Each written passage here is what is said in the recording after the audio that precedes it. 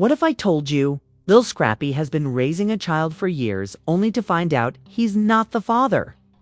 A secret DNA test, a silent betrayal, and a truth so painful even Erica couldn't say it to his face. This isn't just love and hip-hop drama. This is real heartbreak, and we've got every explosive detail. It was just another ordinary Thursday in Atlanta, or so it seemed. Lil Scrappy had wrapped up a late-night studio session, vibing to a hard-hitting beat, rapping about loyalty, pain, and staying true to yourself. The mic captured every ounce of realness he poured in. But little did the world know, the real drama wasn't in his music. It was in his personal life. And it was about to explode as he slid into his black SUV. Exhausted but satisfied, his phone buzzed. It was a simple text from Erica Dixon. No emojis, no drama. Just 5 chilling words. We need to talk now. At first, he brushed it off. Maybe it was about co-parenting again. Hey, maybe she just needed something. But then came the second message. It's about your son.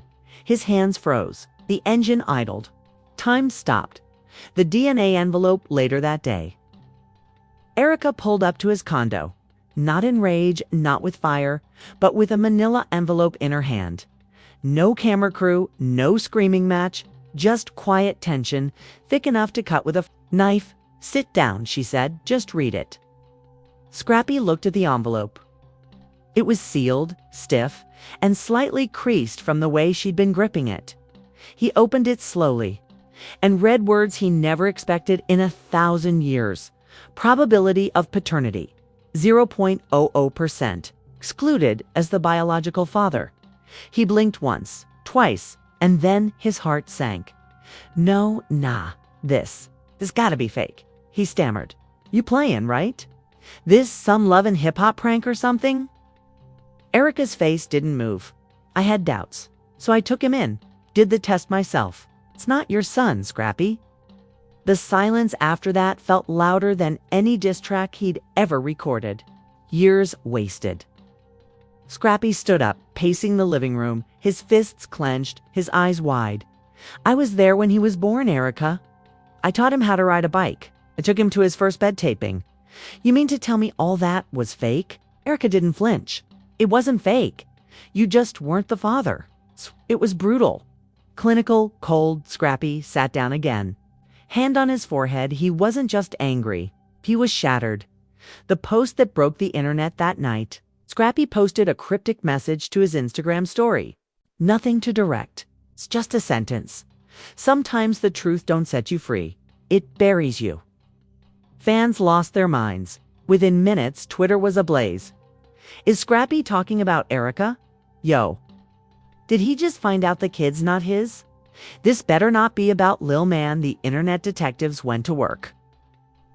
Comparing baby pictures, digging up old footage, piecing together every interview where Scrappy gushed about fatherhood. The heartbreak was real. And public. The cast reacts inside the Love and Hip Hop Atlanta cast group chat. Things got ugly. Bambi Scrappy's now estranged wife fired the first shot. Wait, is this about him? The same boy Scrappy called his everything? Erica is wild. Other cast members stayed silent. But a few screenshots would later leak, showing reactions ranging from confusion to full-blown gossip. And Erica. She clapped. Back with a single Instagram caption, "Truth hurts, but lies destroy." That post alone hit 600K likes in 3 hours. Music can't save this the next day. Scrappy tried to bury the pain the only way he knew how, through music. He went back to the studio, laid down a raw freestyle. But the words wouldn't come. He couldn't even finish the hook. The engineer leaned over. Yo, Scrap, you good? He shook his head slowly. How the hell am I supposed to rap about being real when I just found out my whole life been fake? It was deeper than betrayal. It was an identity crisis. A leak that changes everything. Then came the first real shocker. A mysterious source rumored to be a disgruntled production assistant leaked text messages between Erica and none other than Kirk Frost, dated nearly 2 years ago. Kirk, you sure the boy's his? Don't even look like him. FR. Erica, let's just say I've got backup plans. The messages spread like wildfire. Reddit threads, TikTok breakdowns, YouTube exposed videos. The drama had gone global. Suddenly, fans weren't just questioning Erica. They were questioning everything. Cliffhanger ending the live stream that night, Scrappy went live. His face was swollen, eyes red. No jewelry, no bravado, just pain. He stared into the camera, shaking his head. I've been lied to. Gave my soul to a lie, and y'all deserve to know the truth. He paused, took a deep breath. Thousands flooded the live chat just as he was about to speak. The screen glitched. Kendrick honors Rakim in Chains and Whip's new single. With the bar that stunned hip-hop forever, this version includes more depth, extra conflict, and a smooth build-up to the first major twist. The moment Kendrick Lamar dropped Chains and Whips, the world stopped listening to music and started listening to meaning. From the first bar to the last snare, fans knew something heavy was happening. But it was one bar buried in verse 2 that instantly became the centerpiece of the internet. It's just 9 words.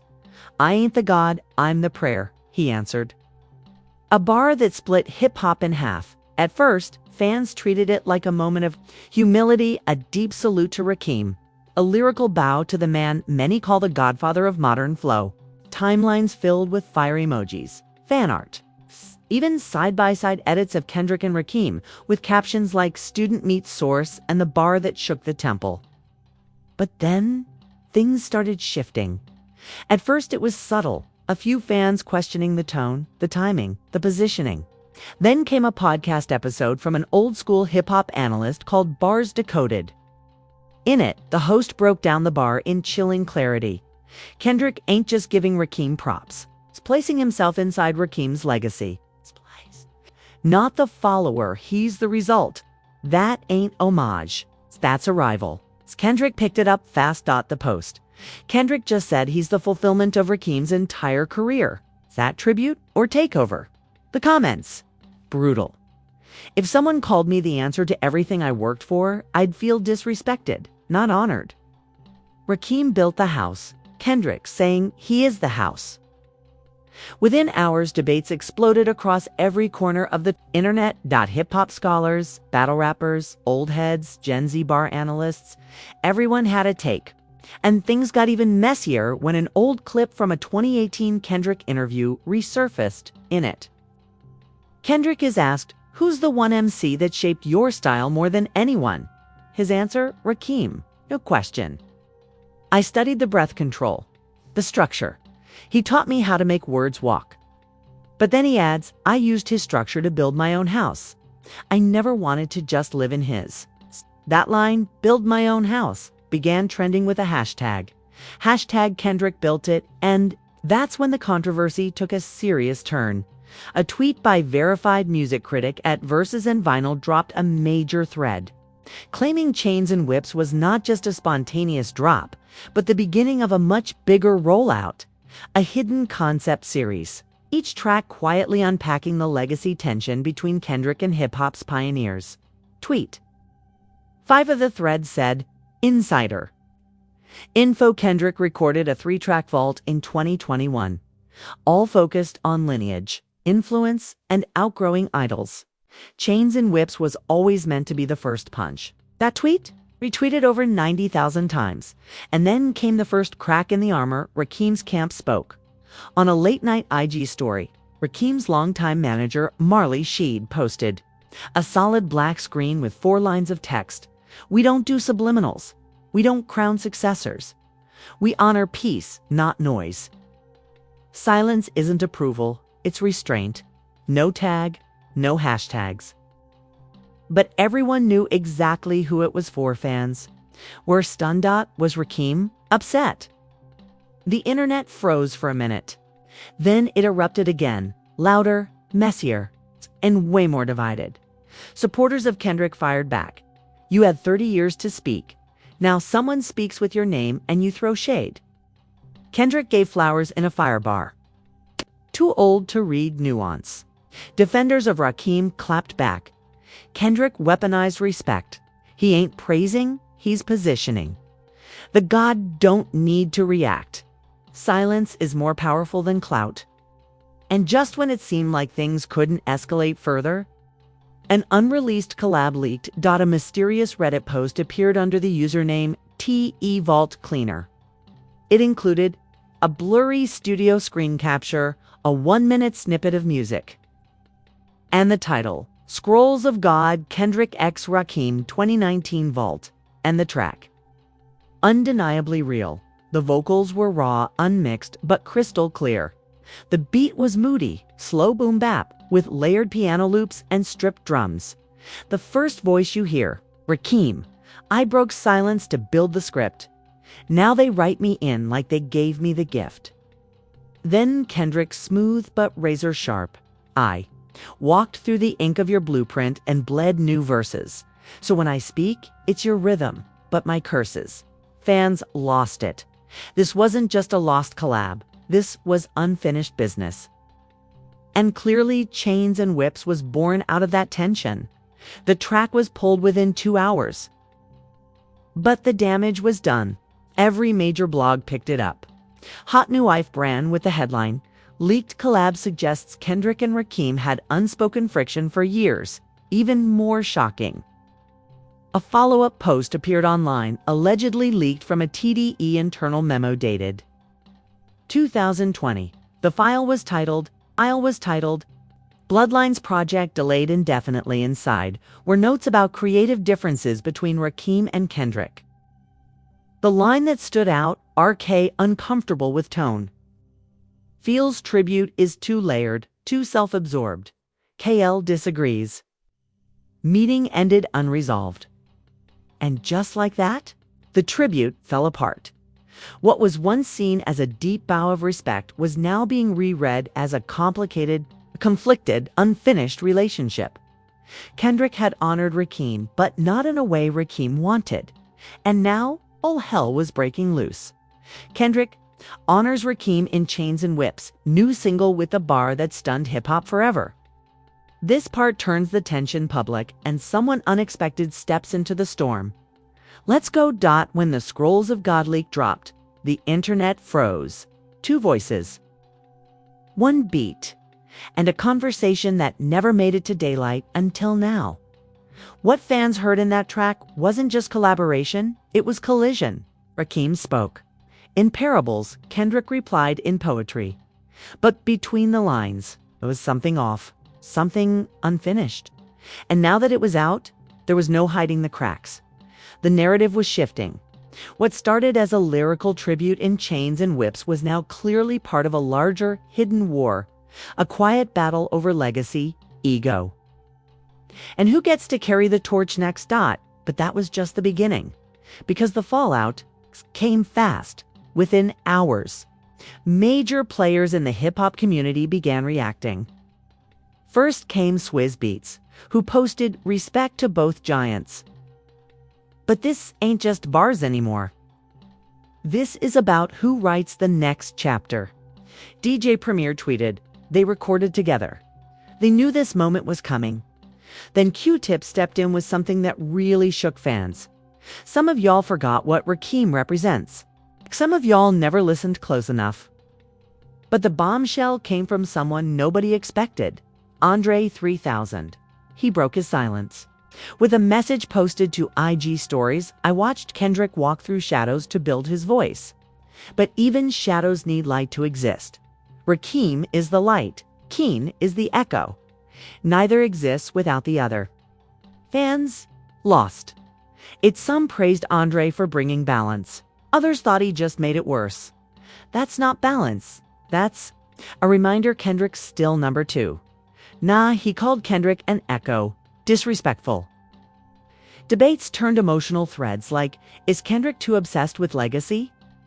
Was Rakim ever supportive behind the scenes? Do old heads hate? Passing the mic blew up across platforms. ND. Just when things started cooling down, the twist hit. A private video was leaked. Title, Studio Confessional Kendrick 2021, never released in the grainy footage. Kendrick is sitting in a dimly lit room. Hood up, notebook on the table, camera focused close. He's not rapping, he's talking. There's something people don't get about paying tribute. When you honor someone in this culture, you either lift them or you show them you've outgrown them. He pauses. His eyes stayed locked on the table. I tried to do both. I think that's what made him uncomfortable. Double quotes, boom. Confirmation. Everything fans suspected. Now spoken aloud. The bar on the prayer, he answered. That was my truth. But truth don't always feel good to the person you learned it from. The internet erupted. Reaction videos, re-edits, think pieces. Everyone wanted a side. And this time, there was no middle ground. #echo or evolution started trending. Some were done with Kendrick. He's no longer honoring Rakim. He's replacing him.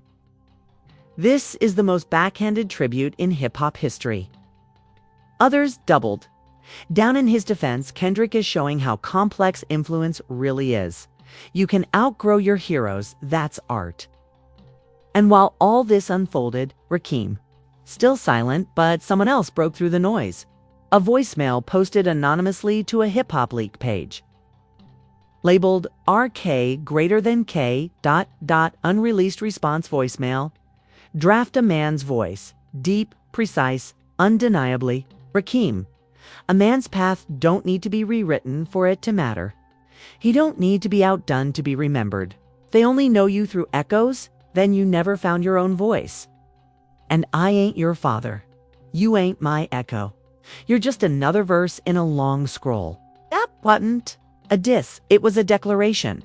Rakim just made it clear, he's not flattered, he's not impressed. He's not participating in the narrative Kendrick is building. He's rewriting it. The audio was only 31 seconds long, but it spread faster than any single line in Chains and Whips. And for the first time, the roles reversed. Now Kendrick looked like the one reaching. Rakim, the one rejecting. It was no longer about bars. It was about positioning, and everyone wanted to know what happens next. If you think this is the end of the story, think again. The truth is just starting to unravel. And what Lil Scrappy says next on that IG Live will leave you speechless. Who was really behind the lie? Was Erica acting alone? And why did Kirk know about this 2 years ago?